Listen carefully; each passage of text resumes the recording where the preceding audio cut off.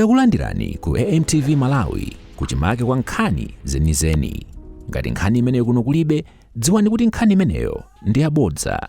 Suleiman MP anenetsa kuti nthawi yodutsitsa ndondomeko ya chuma cha boma isanaunikidwe mwachidwi yatha, ndipo kuti nthawi yakwana yosanyozera kapena kuonetsa kutopa pakagwiridwe ka ntchito yowunika kukambirana komanso kuvomereza ndondomeko ya chuma cha boma.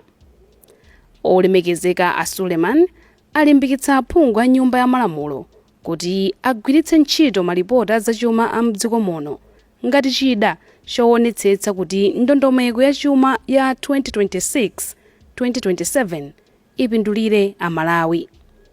Asipikalawa analankhula izi pamwambo otsegulira maphunziro a aphungu a nyumba ya malamulo a masiku awiri akayendetsedwe ka chuma cha boma lachitatu pa 11 February 2026 mu mzinda wa Lilongwe. Asipikalawa anatinso aphungu a nyumba ya malamulo akadziwa ndi kumvetsetsa zinthu monga momwe chuma chimayendera, momwe ngongole za boma zimakhalira, momwe nthambi za boma zimagwiritsira ntchito chuma ndi ndondomeko zomwe zimakhazikitsidwa zoyendetsera chuma cha mdziko, ziwathandiza kukhala ndi upangiri ofufuza ndondomeko zomwe zimakhalapo zakagwiritsidwe ntchito ka chuma. Iwo anati izi zidzapherezera zomwe mtsogoleri wa dziko lino Professor Arthur Peter Mutharika analankhula mnyumba ya malamulo kuti kukhale utsogoleri ochita zinthu poyera ndi mwachilungamo. Iwo anati maphunzirowa ndi ofunika ndipo achitika mu nthawi yoyenera pomwe aphungu akukonzekera kukambirana ndi kuunika ndondomeko ya chuma cha boma ya chaka cha 2026-2027. Kumanowu ndizoona tasegulira lero. Kumano umene ndofunikira kwambiri chifukwa ukuphunzitsa ma MP athu kayendesedwe ka chuma, kalonderezedwe ka chuma chathu kuti chikuyenda bwanji, komanso kasungidwe ka chumacho. Kumanowu wabwera mu nthawi yoyenera. Mukudziwa kuti lachisanuli tikusegulira parliament. Zithandiza kwambiri kuti parliament imene tikusegulira ndi imenenso ikupereka itagwire ntchito pa budget ya dziko lino. So zithandiza kwambiri kuti ma MP athu akamaunikira budget imene ikubwerayo akhala ndi maphunziro oyenera, akhala ndi ukadaulo umene ataphunzire kuchoka ku workshop imeneyi kuti kodi budget tiunikire motani, kodi pamene pakuoneka kuti pakhoza kuchucha ndi pati titsekepo. Izi zimene Amalawi akufuna. Komabe a Suleiman anavomereza kuti nyumba ya malamulo ikuyenera kuonetsetsa kuti ikupereka chidwi chake mofanana pa ntchito zake zonse zitatu zomwe ndi kuyimirira anthu, kulondoloza chuma cha boma komanso kupanga malamulo. Pamenepa asipikalawa anatsindika kwa Amalawi kuti nyumba ya malamulo igwira ntchito zake makamaka yoyang'anira ndi kuunika ntchito za boma popeza kuti alibe nthawi yochita ulesi pakagwiridwe ka ntchito yawo. Inenso ngati speaker ndikulimbikitsa kwambiri ntchito ya kafukufuku ka chuma cha Amalawi, chifukwa ntchito imeneyi ndi imodzi mwa ntchito imene ife aphungu constitution inatipatsa mphamvu kuti tizipanga, kupereka budget, kupanga approve budget, komanso kuyisata budget, kusata ndalama ya Malawi kuti kodi ichi tinaperekachi chakafikadi kwa Amalawi. Amalawi potha pa tsiku amafuna aone kuti kodi budget ija ikuwathandiza mu njira zotani. Ifeyo ngati parliament ni ntchito yathu kuonetsetsa kuti ndalama imeneyi tikupereka ku budget boma ligwiritse ntchito bwino, ikafike ndithu kuoyenera, komanso Amalawi aone kusintha. Zambiri timva a president akabwera, a president lachisanu apereka sona, ndi chikhulupiriro kuti musona ya president mukhala zonsezi zimene tikukambirana, chifukwa president anenetsa kuti chuma cha Malawi chisamaliridwe, chisungidwe bwino, chigwiritsidwe ntchito bwino kuti dzikoli lisinthe machitidwe athu pa nkhani ya zachuma. M'mawu ake wachiwiri woyimirira bungwe la United Nations Development Program UNDP Dr. Charles Anikwe anati maphunziro aphunguwa ali ngati kudzala maziko olimbikitsira demokrasi ya dziko lino.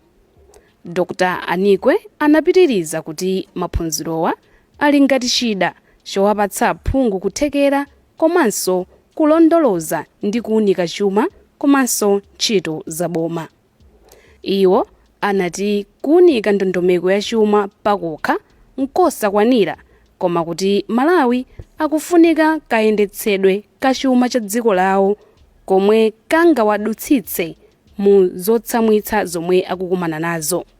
Dr. Anikwe anatinso ndi ntchito ya bungwe lawo la UNDP kuthandiza nyumba ya malamulo mu ntchito zake, makamaka pa ntchito yofunika kwambiri yowunika ndi kulondoloza ndondomeko ya chuma cha boma, kupereka ndalama ku nthambi za boma poyera ndi kulondoloza momwe nthambi za boma zikugwiritsira ntchito chuma cha boma. Iwo anatinso maphunzirowa achitika mu nthawi yake kuti aphungu apatsidwe upangiri woyenera odziwa ndi kumvetsetsa ntchito yawo, udindo wawo, pomwe akhale akuzukuta ndondomeko ya chuma cha boma ya 2026 mpaka 2027. Pomwe nthawi ikusendera chifupi kuti nduna ya zachuma idzapereke ndondomeko ya chuma cha 2026-2027, aphungu akuti maphunzirowa awapatsa upangiri kuti adzigwira ntchito yawo yozukuta ndi kulondoloza chuma cha boma mwa ukadaulo. Monga mukudziwa kuti iyi ndi parliament ya members a Nyowani, cohort ya Nyowani, ndipo kunali koyenera ndithu kwambiri kuti tisanalowe mu substantive budget ya 26-27 ma MPs tikhalekaye ndi maphunziro okhudzana ndi kayendetsedwe kachuma kaboma, kuti anduna zachuma akamabweresa budget yawo ifeyo ma MP tidziwe pofusa, tidziwe poona, chifukwa mu budget cycle ndi udindo wathu ngati ma MP kuvomera kapena kukana budget ija, komanso tikathapo kudzayiona mmene budget ija ikuyendera mmene akuyipangira implement. So tathokoza UNDP kuti ndi Parliament Secretariat anachiona chofunikira kuti not only a Budget and Finance Committee koma ma MPs onse tikumane masiku awiri atatu amenewa kuti athe kutiphunzitsa za malamulo ena ofunikira kwambiri pa nkhani za kayendetsedwe kachuma monga Public Finance Management Act, kuti kodi udindo umene uli ndifeyo ngati ma MPs ndi otani pa nkhani za chuma komanso nkhani za budget mu nyumba ya malamulo. Ndipo ndili ndi chikhulupiriro kuti pakutha kwa maphunziro amenewa ma MP tikayiona budget imene anduna zachuma abweretse mwina ndi nzeruko pang'ono kusiyana ndi mmene tikanakhalira kukanakhala kuti training imene isanatipatse. Maphunziro awawa ngofunika kwambiri chifukwa chakuti ngati ma members of parliament tinachokera tili ndi kuthekera kosiyana ena anapanga za mekaniki, ena anapanga za onesi, ena anapanga za chani, koma papa tikunena kuti tikukaunikira budget. Tiunikira bwanji ngati tikudziwa kuti kodi budget ndi chani, chimayenda bwanji, chuma cha boma chimayenda bwanji. Maphunziro awa atithandizira kuti tikhale ndi kuthekera kuti titha kukayiunikira budget ija bwino kuona kuti ndi chani chimene chingapindule dziko lathu, makamaka pamene dziko la Malawi kudusa muziphinjo za chuma, umphawi kupitira patsogolo, ntchito zikusowa, anthu ndalama alibe, chuma ndalama zakunja, forex kulibe. Tikaunikire kuti tikaone kuti kodi chuma cha dziko chiyenda bwanji, kuti chiyende mu budget mwina mukhale chani. Ndi maphunziro awawa ndi amene atithandize kuti tikathe kukaonikira budget kwerachi. Ndikuona kuti maphunziro amenewa akutithandiza ifeyo monga ma MP kuti tikwaniritse kuunikira budget imene yobwerayi. Monga amene mukudziwira budget tikuyembekeza kuti ikhala yosiyana kwambiri. Pali zinthu zimene zasintha kuchokera kumbuyo umene tikuchokeraku, pali 5 billion ya mu constituency, pali skulu ya ulere ndi zina zotero zimene akhonza president athu. Ndiye ndikuona kuti budget iyi imafunika kuti monga maphungu tisanayione budget atiphunzitse kuti tikhale ndi upangiri onena kuti tizitha kuunikira bwinobwino, kuonetsetsa kuti budget imeneyi ndipo tikhulupirira kuti ikhala yokomera Malawi yonse. Meeting imeneyi kapena maphunziro amene wawa atithandizira makamaka kwa ifeyo aphungu a Nyowani oti ndikuyamba kupita kumene ku parliament zitithandizira kwambiri kuti titseguke maso komanso titseguke mutu kuti tidziwe chimachitika ndi chani budget kamaunukiridwa komanso tidziwa zowayankhulira anthu amene tikuyimirira kuchokera ku ma constituency athu osiyana tidziwa mafunso okafunsa tidziwanso ndemanga zokayika koma ndemanga zimene tizikayikazo zopindulira Amalawi onse mogwirizana ndi president athu Professor Arthur Peter Mutharika ngati zimene akufuna ngati budget imene nadutsa yoyambirira kuti kukhalaso kulipira mafiza kumaphunziro kuna kulikonse ndalama za mayeso ndalama za school development fund zonsezo zinachotsedwa ndiye kukhala kuphatikizaso zinthu zina zimene zitithandizire ifeyo Amalawi komanso anthu amene tikuyimirira amene anatisankha kuti tipite nyumba ya kumalamulo. Kwa masiku awiri aphungu aphunzira zambiri zokhudza chuma monga momwe chuma chilili mdziko muno, kayendetsedwe ka chuma cha boma, momwe nyumba ya malamulo ingamaunikire ndi kulondoloza chuma cha boma, momwe boma limagwiritsira ntchito chuma, momwe boma limapezera chuma, ngongole zomwe boma lili nazo ndi momwe nkhani za chuma zimakhudzira anthu mdziko muno.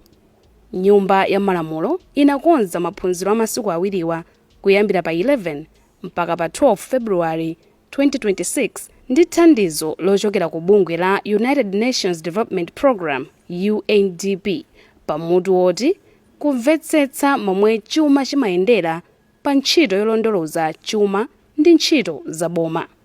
Chikondi Manjawira Kachere, Parliament Broadcasting, Lilongwe. Osayiwala kupanga subscribe ku channel ya AMTV Malawi.